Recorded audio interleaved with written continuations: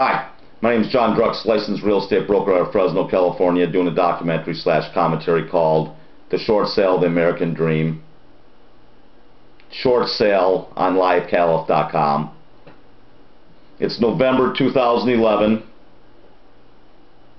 In my last segment, I talked about that if a traditional seller has to set price, commission, and expiration date at time of listing, so should everybody.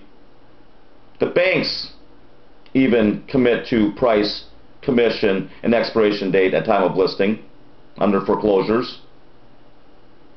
But for some reason, a short seller doesn't need to. They can just say subject to. And it gets into, it allows them to put whatever price they want on a house and say it's subject to. It's wrong. Unfair business practice. False advertising. If you advertise a price, you need to be able to know the house or whatever other product you're selling can be sold for that price. You wonder why our local and state governments are broke? It's because of tax revenue on real estate. I have to think the majority of the shortfalls between the values going in the toilet, which means their tax revenue goes in the toilet.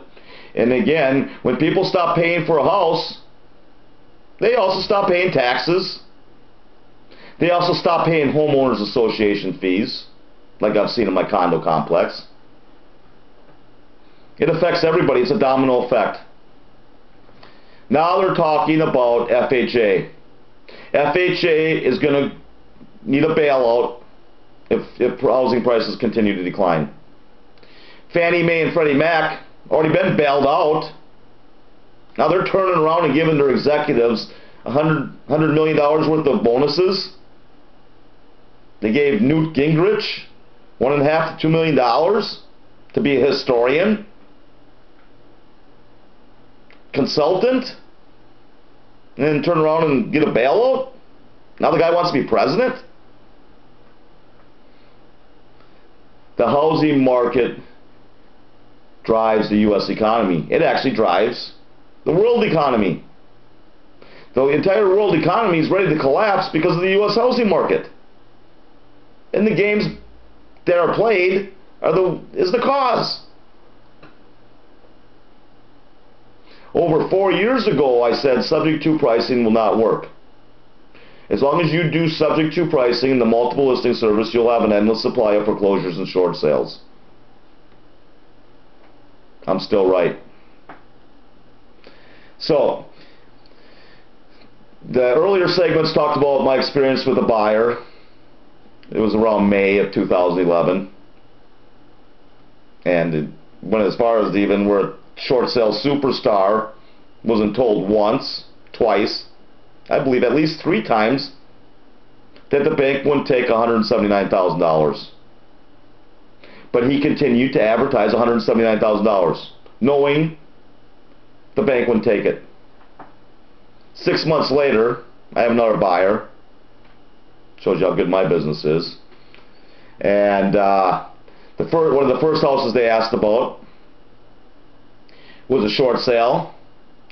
The person purchased the home in 1991 for $109,000. In 2005, 2006, they refinanced the house for $280,000. In other words, they put almost $200,000 in their pocket.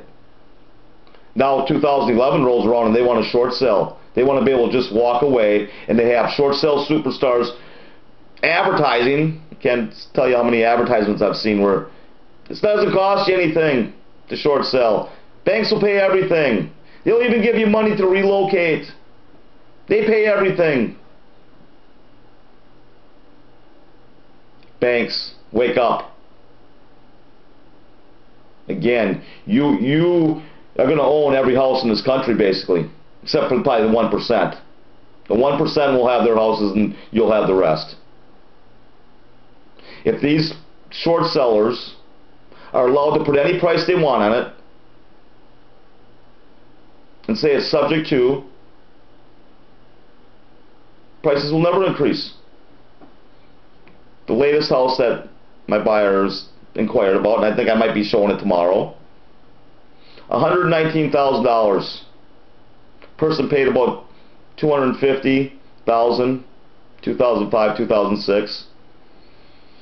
And so on that surface, if it's someone that just bought at the wrong time, I can maybe see the bank looking at it, but it gets into this pricing. They priced it at $119,900. Everything I see in my computer, the house is worth at least $150,000. Actually, in 2005, 2006, the lowest priced home in this area, the best area of Fresno, was $300,000. Now it's $119,000. What happens then?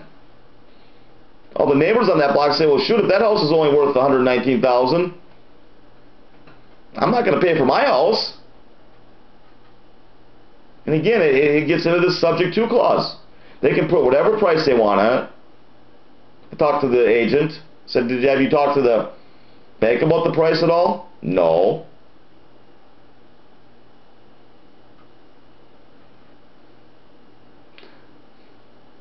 I saw something, I believe it was from the realtors. They talked about short sales, sell at a 32% discount. 32% discount. I don't know how they got that number, to be honest with you. But let's use that. 32% discount. I'm guessing that 32% calculates into a couple million foreclosures. If houses went up by 32%, not as many people would be walking away. There's another thing here. You hear about our local governments and our state governments all broke. A lot of it has to do with the property taxes. Someone stops paying for their house, guess what? They stop paying for taxes too. The value, the tax revenue is all based on value. Values go down, tax revenue goes down.